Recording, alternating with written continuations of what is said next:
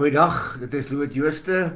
Ek groet u hier uit Olifantshoek in die Kalahari, so tussen Appington en Katoo. Kom ons maak die oë toe en dan bid ons saam. Almagtige Hemelse Vader, baie dankie vir die wonderlike voorreg wat ons het om weer eens rondom u woord te kan vergader. Baie dankie Here dat ons u woord in ons taal het, dat ons met behulp van die Heilige Gees kan verstaan wat u vir ons wil sê. Ons bid Here dat u dan ook nou by elkeen van ons sal stilstaan wat hierdie boodskap hoor. Dat dit ook vir ons van waarde sal wees om u naam groot te maak, maar ook van waarde sal wees, Here, tot ons redding. Bid alles in die wonderlike naam van ons Here Jesus Christus. Amen. Ons kom vandag by deel 13 in ons reeks oor sonde. Het gaan nie 'n lang gesprek wees nie. Dit dien basies as 'n inleiding vir die volgende 'n paar weke se boodskappe. En sover het ons gekyk na die ontstaan van sonde in die prehistoriese tydperk.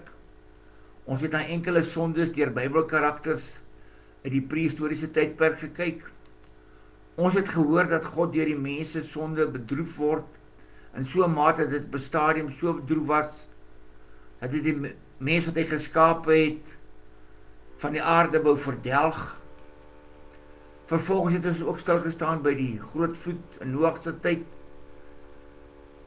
En daarna het ons ook gekyk na die sonde wat gepleeg is by die bou van die toring van Babel en die daaropvolgende taalverwarring. Ons het ook die meer geestelike aspekte van die sonde onlangs hanteer, naamlik die invloed van sonde op die mens en ook die invloed van sondebelydenis op die mens. Vir die volgende paar weke, soos ek nou gesê het, gaan ons 'n bietjie dieper delf in spesifieke sondes waarin mense volhard en sodoende die Heilige Gees bedroef, wat eintlik niks anders is as laster teen die Heilige Gees nie. Ek sê weer, ons gaan 'n bietjie dieper kyk na spesifieke sondes en sondige lewenswyses waarin mense volhard met die klem op die volhard en sodoende die Heilige Gees bedroef, wat niks anders as laster teen die Heilige Gees is nie. Ons gaan gebruik maak van die sogenaamde sondelyste, veral die in die Nuwe Testament, wat as waarskuwing deur Paulus en ander auteurs aan die Christengemeentes gerig was, waar hierdie sondeprobleme opgeduik het. Ja, dit is interessant. Paulus en Petrus en Johannes en Jakobus en hierdie mense het almal briewe aan Christengemeentes geskrywe.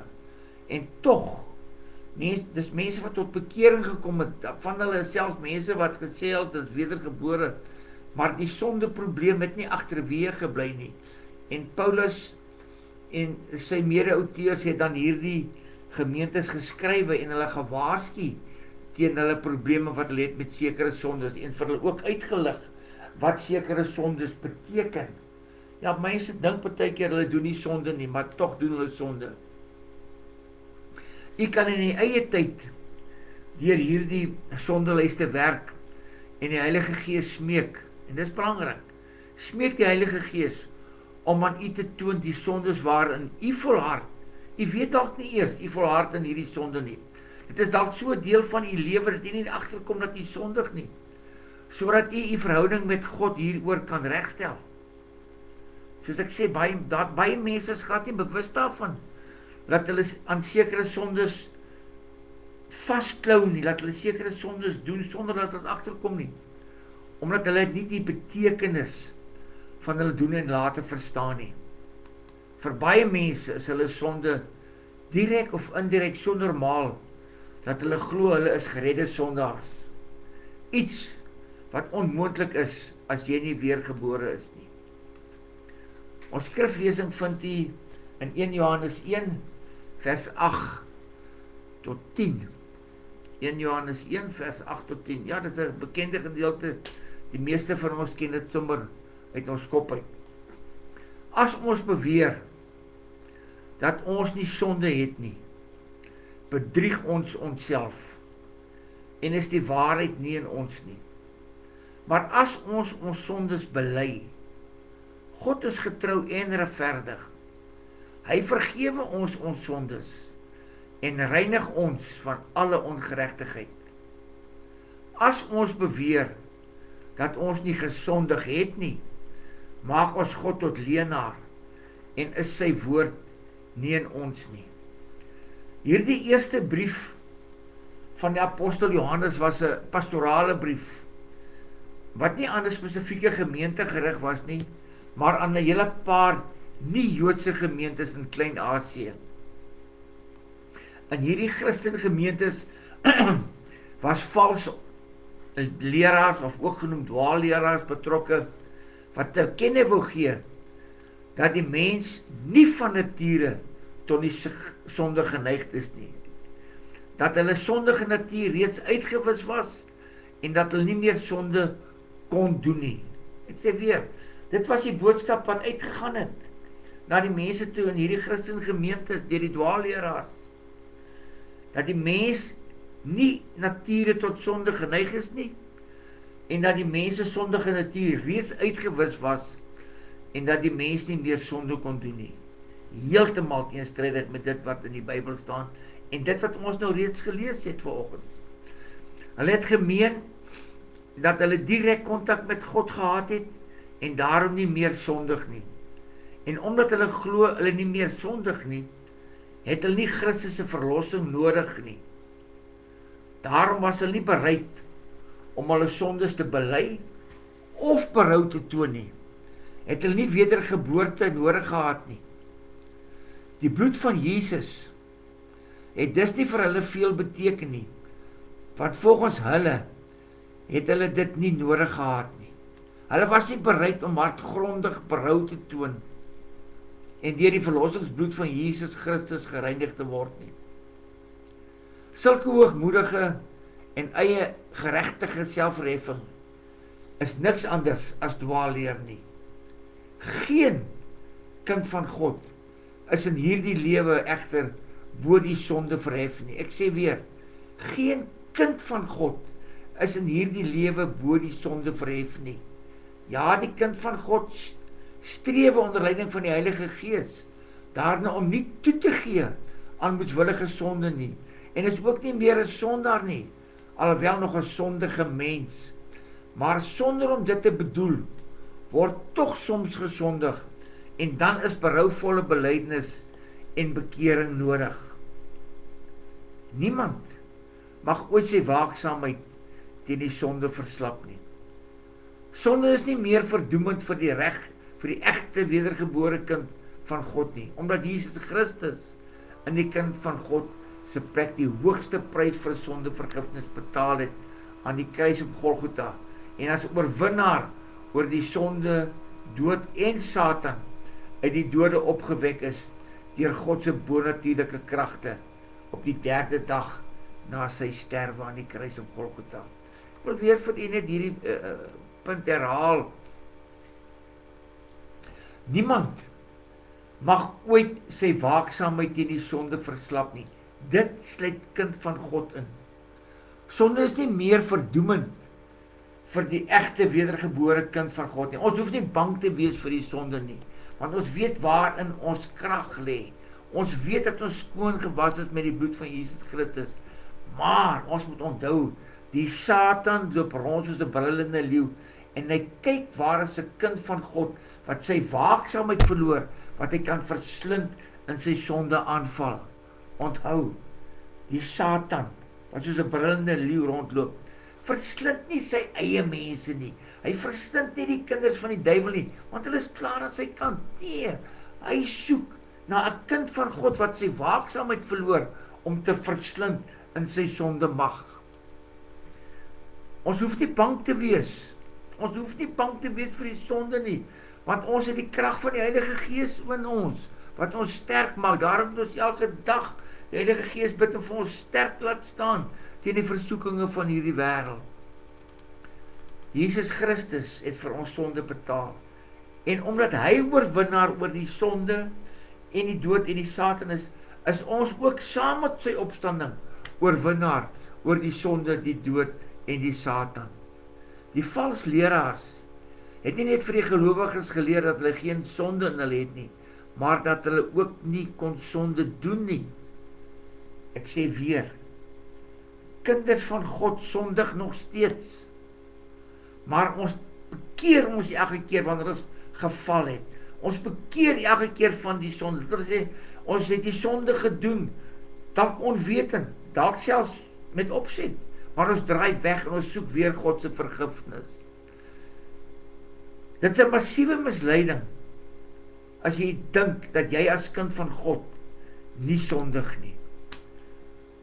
En dit is belangrik dat ons hierdie waarheid sal onthou om ons staande te maak teen die versoekinge van Satan. Dat ons altyd bedag sal wees daarop.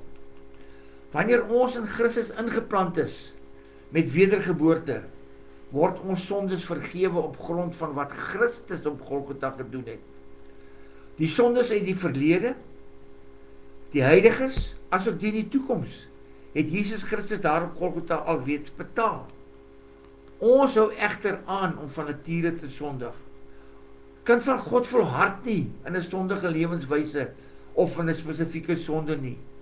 Selfs nadat ons wedergebore is, en daarom moet ons voortdurend ons sondes teenoor God in diepe berou bely. Ons doen dit nie om God se aanvaarding daardeur te wen nie, maar omdat die sonde ons verhouding met God belemmer. Ons herinner God telkens aan wat Jesus Christus vir ons redding gedoen het, wanneer ons om vergifnis van sonde by God smeek. Baie mense vind dit moeilik om hulle sondes te erken, selfs teenoor God. Dit verg eerlikheid en nederigheid om jou swakhede ook openlik te erken, en 'n mens sou liewer wou voorgee dat jy sterk is. Ons hoef egter nie bang te wees om vir God van ons sondes te vertel nie. God weet van ons sondes, maar hy kan dit alleen vergewe wanneer ons hom daarvan in eerlikheid vertel, wanneer ons niks wegsteek vir hom nie en daarmee permanent breek. Jy kan nie jou sondes vir God wegsteek nie. Hy weet daarvan, maar hy is bereid om vir jou te wag, dat jy moet kom en jou sondes voor hom bely en om vergifnis vra. Dis wat ons moet doen, maar ons moet ook teruggaan as ons vergifnis van ons sonde gekry het, en dan moet ons permanent daarmee breek.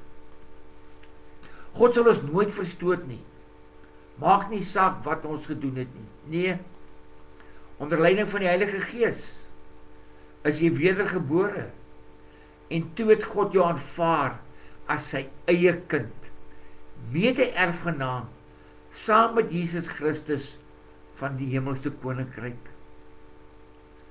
God haat, nie hy verag die sonde, maar hy het die sondaar ontsettend lief. Hoe lief het hy die sondaar? So lief, dat het met sy sondelose seun Jesus Christus sy lewe betaal het vir ons sondevergifnis. Die volgende verse wat ek vir u gaan aanhaal, beklemtoon die algemene sondigheid van die mensdom en die behoefte aan vergifnis. Hierdie verse, hierdie skrifgedeelte is vir jou 'n bewys dat jy Jesus Christus in jou lewe nodig het vir vergifnis van sonde. Dat die mens nie sonder sonde is nie. Maak nie saak of jy alreeds wedergebore is nie. Die natuurlike sonde bly nog steeds aan jou vasleef, en die geneigtheid sonde is nog steeds daar, want die Satan soek jou. Romeine 3 vers 23. Almal het immers gesondig en het nie deel aan die koninkryk van God nie. Romeine 6 vers 23.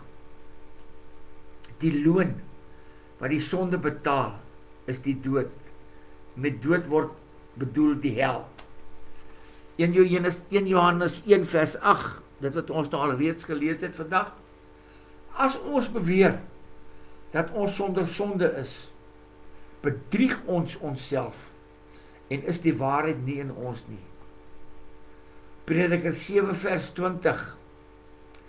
Daar is nie een mens op die aarde wat net goeie dinge doen en nooit sondig nie. Psalms 51 vers 7, en ek moet ook sê, dat in sommige vertalings is vers 7 wel vers 5. Dit hang af wat 'n vertaling u gebruik.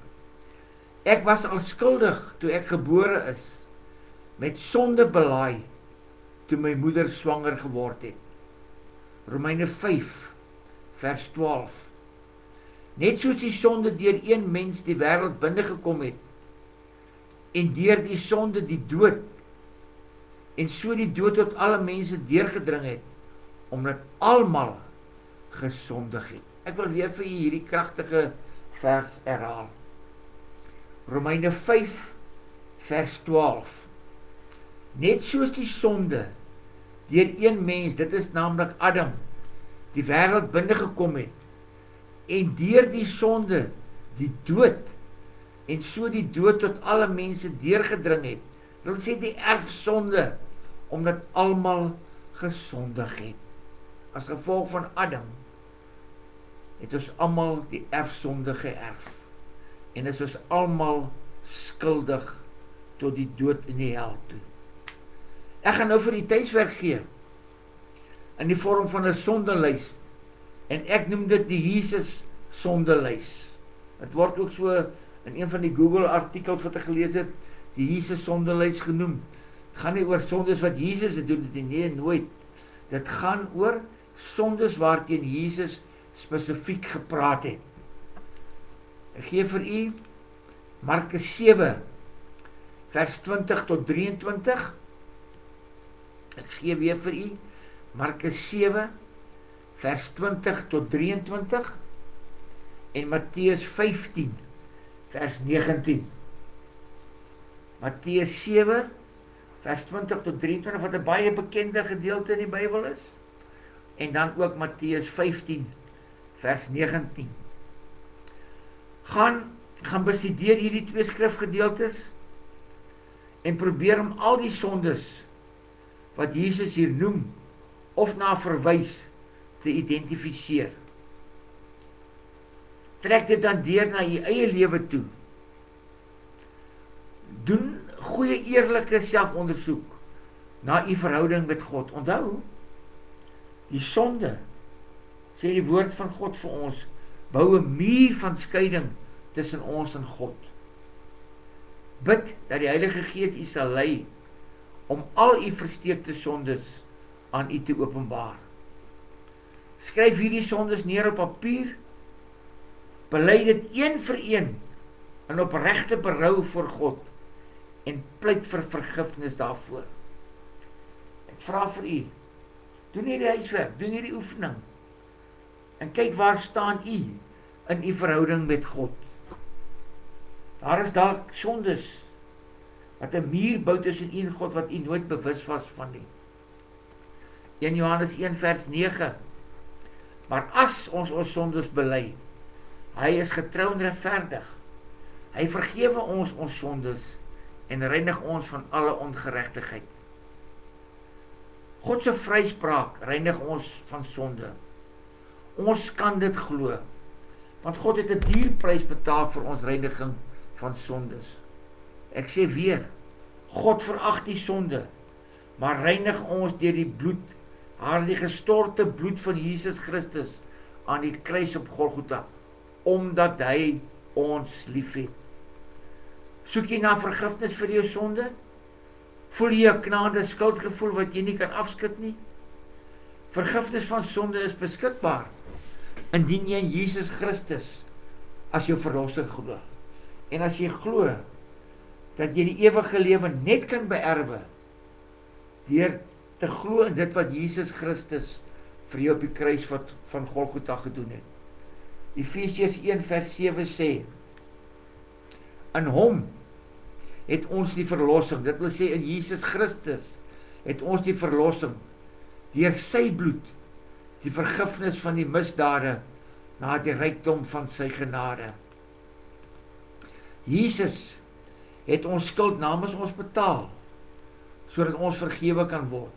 Al wat ons moet doen, is om vir God te vra om ons te vergewe, deur Jesus, en glo dat Jesus deur sy kruisdood en opstanding vir jou vergifnis betaal het, bewerkstellig het, sodat God jou kan vryspreek, sodat jy die vryspraak van God kan ontvang. God sal jou vergewe, as jy met opregte berou jou sondes voor hom bely en hom vergifnis smeek. Jy kan nie God se vergifnis verdien nie. Jy kan nie daarvoor betaal nie. Die ewige lewe, 'n plek in die hemel, is nie beskikbaar deur verdienste of betaling nie. Dit is slegs beskikbaar deur die genade van God, deur wat Jesus Christus vir ons gedoen het. Jy kan dit slegs ontvang deur geloof in Jesus Christus alleen. As jy Jesus Christus as jou verlosser wil aanneem, bid dan die volgende gebed agter my aan. En baie van die mense het dit al agter my aangebid, wat nou ook luister. Maar jy kan dit weer bid. Jy kan weer belydenis doen van die nuwe sondes. Bid dit net as jy ernstig is om gered te word of om by hernuwing die verhouding met God te wil herstel. Doen dit net, ek sê weer, as jy ernstig is om gered te word, om deur jou sondes te bely voor God, deur jou te bekeer van dit wil sê weg te draai van die sonde, en baie, baie belangrik, kan dit nooit genoeg benadruk nie, baie belangrik, om permanent te breek met daardie sonde wat 'n muur bou tussen jou en God. Ek sê weer, doen hierdie gebed net, as jy ernstig is om te breek met jou sonde.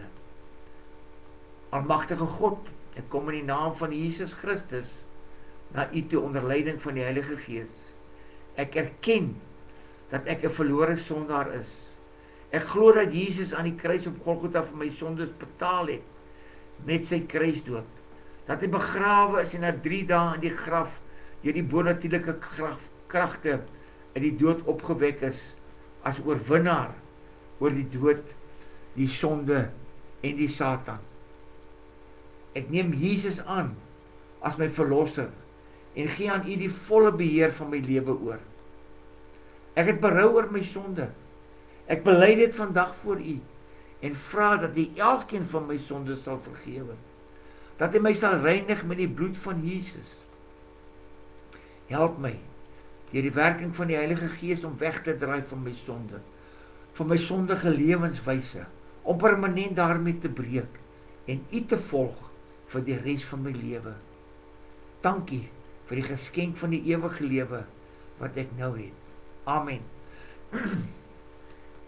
As hierdie gebed wat jy nou gebid het, begeerte van die hart is, kyk wat sê die Bybel daarvan in Johannes, en glo dit. Dit verseker ek, Jesus julle, wie in my glo, het die ewige lewe. Dit is Jesus Christus self wat hier aan die woord is, in Johannes 6 vers 47. En Jesus is God. Jesus is nie 'n mens dat hy kan lieg nie. Hy sê vir my en vir jou vandag, dit verseker ek vir jou, jy wat in my glo, het die ewige lewe. Jy gaan dit nog miskien kry nie, nee, jy het dit eers. Jou ewige lewe begin die dag met jou wedergeboorte. Hemel is nie gelyk aan ewige lewe nie. Hemel is maar net 'n plek waarheen die siel gaan, wanneer die opgestaande mens gaan, 'n plek waar Jesus vir ons 'n woning gaan voorberei het, waar ons die ewige lewe wat ons reeds op aarde uit God se genade ontvang het as 'n gratis geskenk van hom, ons dit daar gaan voortsit by God die Vader en by Jesus Christus. Johannes 1 vers 12. Aan almal wat Jesus aangeneem het, die wat in hom glo, het hy die reg gegee om kinders van God te word. 2 Korintiërs 5 vers 17. Daarom, iemand wat aan Christus behoort, is 'n nuwe skepping. Die ou dinge is verby, die nuwe het gekom. En daarom doen ons nie sonde nie. Daarom is ons waaksaam teen die versoekinge, teen die strikke wat die Satan in die pad van God se kinders plaas om hulle van God af weg te neem. Indien u nie breek met u sonde of sondige leefwyse nie, is u bekering, u wedergeboorte 'n klug En is daar geen verskil tussen u uiteinde en die van 'n heiden of 'n ongelowige nie. Die hel is verseker u voorland, as u nie wegdraai en breek met die sonde nie. Elke mens is selfverantwoordelik om kind van God te word, onder leiding van die Heilige Gees. Dit is jou keuse. Ons sluit af met 1 Johannes 5 vers 11 tot 12. Daar waar Johannes skrywe, waar hy vir ons die getuienis wat God gee oor sy seun vir ons weergee. 1 Johannes 5 vers 11 tot 12. En dit is die inhoud van God se getuienis oor sy seun Jesus Christus. En hier volg die getuienis van God. God het aan ons die ewige lewe gegee. En die ewige lewe bestaan in 'n hegte verhouding met sy seun. Hy wat deel het aan die seun, het nou reeds die ewige lewe. Die ewige lewe is dis nie iets vir die toekoms nie. Wie nie deel het aan die seun van God nie, het ook nie deel aan die ewige lewe nie. Ek lees dit weer vir u. Dit is God se getuienis, dis die waarheid. God is nie 'n mens dat hy sal lieg nie. God het aan ons die ewige lewe gegee. En die lewe bestaan in 'n hegte verhouding met sy seun. Hy wat deel het aan die seun, het nou reeds die ewige lewe.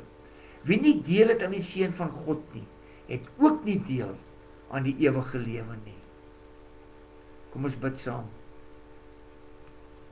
Here, dankie dat u vanaand weer vir ons opnuut deur u Gees bewus kom maak het van die sonde in ons lewens. Dankie Here dat die Heilige Gees toegang tot ons het. Dat die Heilige Gees vir ons attent maak op daardie sondes wat ons soms nie eers van weet wat sonde in ons lewe is nie. Maar daai stemmetjie wat altyd vir ons hier praat oor 'n sonde, wat ons soveel keer ignoreer, na die voorgrond bring, sodat ons dit voor u kan kom neerlê en kan kom vir vergifnis vra daarvoor. Help ons dan, Here, om te breek met hierdie sondes. Help ons ook, Here, waar ons 'n bietjie huiswerk gaan doen, waar ons meer gaan leer oor die sondes in ons lewens, of selfs Here die sondes wat ons raak sien in ander mense se lewens, waarvoor ons kan bid dat hulle ook verlos moet word, dat die Heilige Gees ook met hulle aan hulle daardie sondes van hulle self moet openbaar, sodat hulle ook vir verlossing kan smeek by God die Vader. Ons bid alles in die wonderlike naam van ons Here Jesus Christus. Amen. Ek maak gebruik van Google gefundeerde artikels, navorsing op God Questions, as ook die Bybel in praktyk, uitgegee deur Koenboeke. Ek wil net weer vir u gee daardie skrifverwysings, u huiswerk, of sal ons sê u tuiswerk. Dis Markus 7 vers 20 tot 23 en Matteus 15 vers 19. Gaan bestudeer hierdie twee skrifgedeeltes. Probeer om al die sondes wat Jesus hier noem of na verwys te identifiseer. Trek dit deur na jou eie lewe toe. Doen 'n goeie eerlike selfondersoek na u verhouding met God. Bid dat die Heilige Gees u sal lei om al die versteekte sondes aan u te openbaar. Skryf dit dan neer op papier, bely dit teenoor God en pleit vergifnis daarvoor. En ons sal vergifnis ontvang as ons dit eerlik en opreg bely en daarmee breek. In Johannes 1 vers 9 gee ek weer vir u. Maar as ons sondes bely, hy is getrou en regverdig, hy vergewe ons sondes en reinig ons van alle ongeregtigheid. Markus 7 vers 20 tot 23 en Matteus 15 vers 19. Dit is die tuiswerk vir die week wat voorlê. Tot 'n volgende keer, mooi loop en maak deur die optrede die naam van God die Vader en van Jesus Christus, hierdie kragtige werk vir die Heilige Gees groot. Mooi loop tot eer van God.